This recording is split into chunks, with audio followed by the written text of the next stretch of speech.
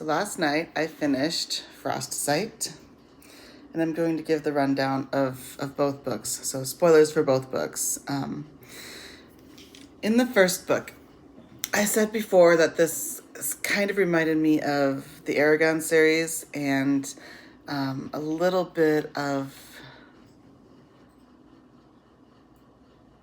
How to Train Your Dragon, a little bit, tiny bit. So in the first series, we have our main character, Tiber, and our other main character, Lucy. I believe that's how you pronounce her name. So Tiber is a drudge or a slave or a servant working for very, very low wages. And he's working for a fairly mean man whose wife was a sweet woman and, you know, one of those whole grumpy and innocent and sweet people combinations, cope combinations. That was Grimm and Isolde. I don't know if I'm pronouncing her name correctly either.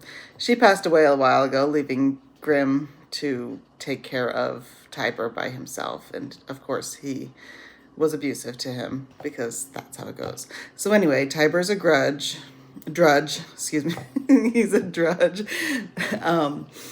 And the story opens up with him working to steal spices for Grimm to be able to sell, because that's what he does for Grimm. Even though Isolde would not appreciate it, that's what they decided to do. The emperor of this land, Elantra, reminds me of the Aragon series. So he is not a very nice guy. He has a dragon. He's the only one that has a dragon. He has a storm dragon. And he is a storm seeker, or I guess you could call him a storm sight, because that's what they call the seekers that have dragons, is their element and then sight. So the emperor employs what he calls the Shadow Knights, because his main goal in this whole thing is to gather a fire dragon, a frost dragon, and a storm dragon together, hand him over to the Shadow Dragon, who is the nemesis of the Great Dragon, the evil side of the Great Dragon, which is the good side, so that he can basically rule all of Elantra and be all-powerful, all that jazz. Sounds, yeah, about how it goes.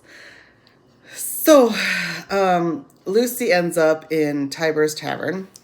Grimm wants him to charm her and to get information from her and to find out what's going on so that they could possibly sabotage those plans and make money.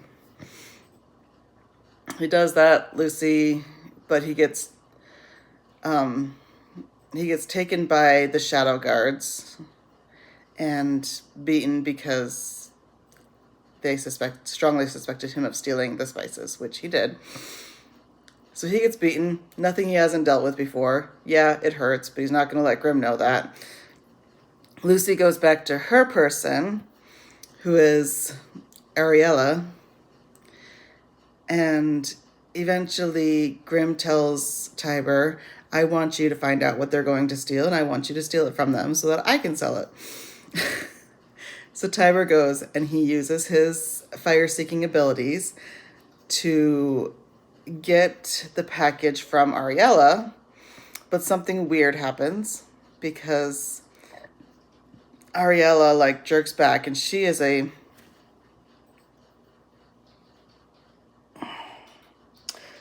a fire seeker too, I believe. Anyway, so he takes off and they pursue him. Eventually it ends up that they catch him, but now the shadow guards are after all three of them, Lucy, Ariella, and Tiber. And Lucy's got the package now. The package starts moving, and they realize that the dragon hatched while Tiber was taking the package from Ariella. So he hatched the dragon, the fire dragon. They eventually escape, able to get on a boat, go up the coast, trying to reach the protectors in a different city, whose name I don't remember. Eventually they reach the protectors, and they've got a fairy with them and another shadow guard who is working with them. His name is Jameson. The fairy's name is Vandra. She is a storm fairy. Jameson is a storm seeker. And he's pretending to be a shadow knight, except towards the end when he reveals his true colors and he's not really a shadow knight. Or he's not really a protector, he's a shadow knight. So he betrays Vandra, the storm fairy. He betrays Ariella, ends up killing Ariella. That's a huge reveal in the first book, which sets Lucy on her path to having to deal with not giving into the shadows and exact her revenge. Tiber's feeling guilty of all of it because, you know, like all these stories, they're young adults, late teens, and somehow the saving of the world is on their shoulders, as it always is. So Tiber's trying to work to get his abilities under control because when a seeker uses their abilities, they get blinded by the great light, by the light, basically.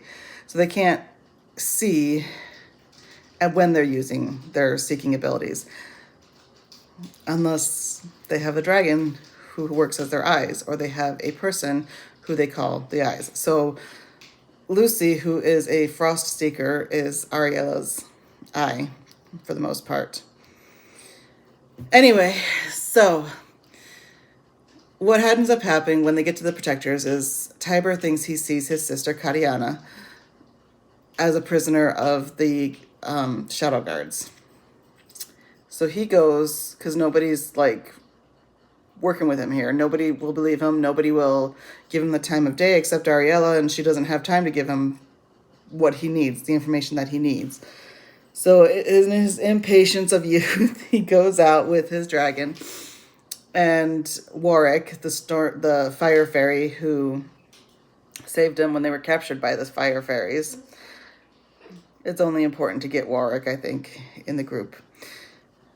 So they go out to seek out his sister, and it ends up being a trap.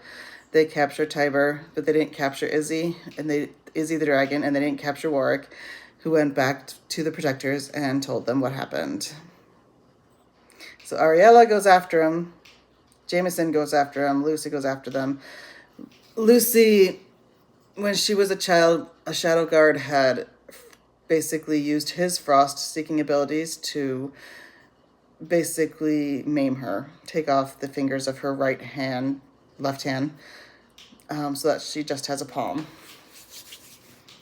That's so weird. She always thought that was her disability, and she didn't know if her weakness in her frost-seeking abilities was because of that. It wasn't.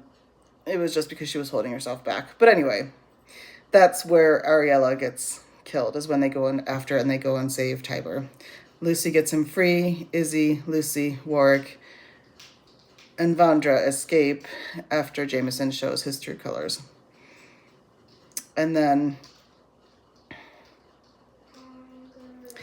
Tiber goes into the main castle of that city, and he goes to rescue his sister and finds out that his sister is actually a shadow guard. Heartbreaking final battle for the first book, Frostsight. And at the very end of that book, we find out Lucy's been having visions similar to what Tiber had with Izzy. When she'd use her light, she would get like different images from what her dragon was seeing. So at the end of the first book, we know that there's a frost dragon out there that Lucy is connected to. No, my poor horsey. Don't worry, I can swim. Ah! So in the second book, named Frostsight, aptly, basically they start off going out and looking for the frost dragon. The rest of the protectors have moved up to Hagarth because the shadow guards are too close to where they are, so they feel like that's not a very safe place to be. So we've got Vandra, Lucy, Tiber, Warwick, and Izzy all looking for the frost dragon. And because it's young, it's probably sleeping a lot. and is probably eating a lot and growing. And Lucy, every time she uses her light, all she's getting is darkness, which means the dragon is sleeping and hiding somewhere. So they head up north because the dragon is in the northern mountains by Hagarth. They head up north. They eventually meet up with the protectors who were captured by the shadow guards in Hagarth. I think Hagarth's a country. So the city, they rescued them, and Tiber gets yelled at for it about how he rescued them, which I kind of find frustrating throughout the whole series thus far. It's just be grateful. Just leave the kid alone. So the protectors force Tiber into training with a storm seeker who is about his age and really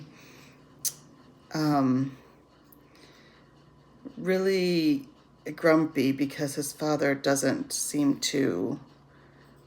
he can't seem to get his father's attention. Totally understandable. But of course he takes that out on Tiber, trying to get him. It seems like these ones that are trying to train Lucy and Tiber to use their light, even though everyone gets blinded when they use their light, it seems like they don't have a whole lot of patience, and the way they're trying to train them is just off and weird. So I haven't figured out what's up with that yet, or if it's just really poor teachers.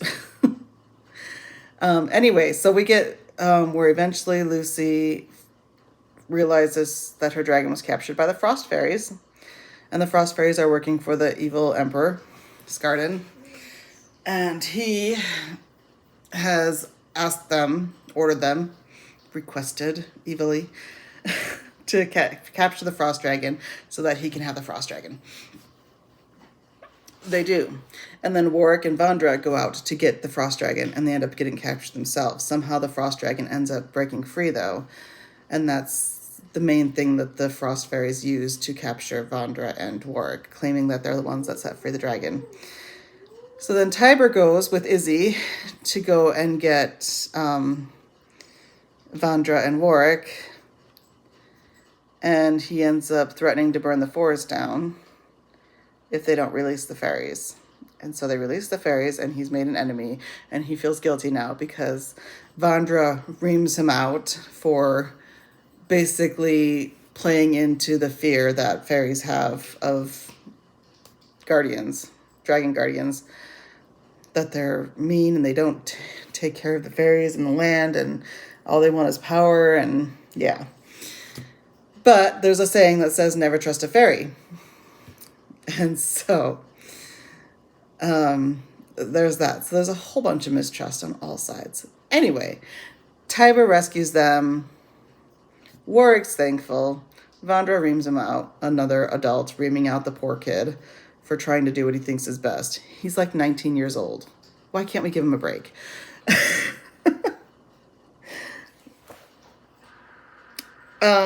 And it ends up at that point that Lucy sees a vision through her Frost Dragon's eyes he's by the Shadow Lake where the great Shadow Dragon is. The Shadow Dragon is. Unfortunately, it's in a forest that is filled with the shadows. So every fairy that goes in there and gets turned by the Shadow Fairies becomes a Shadow Fairy and turns into a shapeshifter. So Lucy takes her brother that she reunited with, Ronan, and Vandra, and they go into the Dreadwood to find the Shadow Lake, to find her Frost Dragon. And they end up meeting Katana and Bosco, the Shadow Knight that basically frostbit Lucy's fingers off. They meet up with them. They want the Frost Dragon too for the evil Emperor. And there's a big fight. Tiber and Izzy leave their post. Fitz is the Storm Seeker that was trying to train Tiber. He went after them to find the Frost Dragon too. Warwick was following him because they thought he was working for Scarden. So eventually they all meet up there. And Tiber was able to get Warwick, Vandra, Ronan, and Fitz out of there, but the Shadow Knights got Lucy. So now we're nearing the end of book 2, and Lucy is captured by Scarden, and she is thrown in the dungeons, and they're trying to use her to call the Frost Dragon so that they can capture the Frost Dragon. So Tiber and gang make a plan to go and rescue Lucy and get her united, I guess not reunited, united with the Frost Dragon. Lucy successfully ends up calling the Frost Dragon because she's in peril, and she sends a message to the Frost Dragon saying, please get my friends to help. Do not come here. They're planning on capturing you.